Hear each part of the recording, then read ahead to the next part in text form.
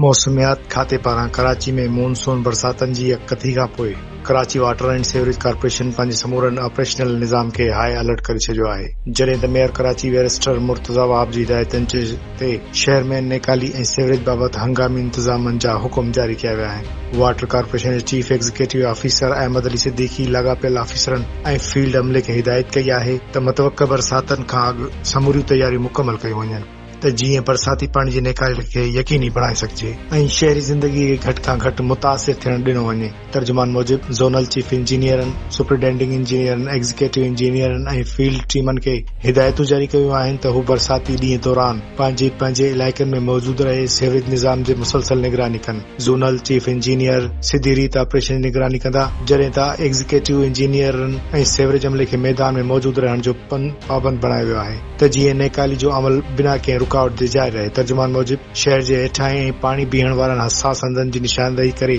उते इज़ाफ़ी अमले, मशीनरी ऐं वसीलनि जी फराहमी खे यकीनी बणायो वियो आहे, जीअं कंहिं बि हंगामी सूरत हाल में फौरी कार्रवाई करे सघिजे। वाटर कॉर्पोरेशन जेटिंग ऐं सेक्शन मशीनरी खे भी हंगामी बुनियाद ते तैयार रखियो आहे। एग्जीक्यूटिव इंजीनियर शफकत हुसैन खे हिदायत कई वई आहे त हू मशीनरी जी बर वक़्त फराहमी, मुक़ररी ऐं मौसर इस्तेमाल जी निगरानी करे त जीअं ज़रूरत पवण ते पाणी जी निकाली जो कम तेज़ी सां मुकमल करे सघिजे। सीईओ अहमद अली सिद्दीकी चयो आहे त शहरियुनि खे बिना रुकावट ख़िदमतूं फराहम करण ऐं बरसात सबबि पैदा थींदड़ मुश्किलातनि खे घटाइण लाइ इदारे जी अवलीन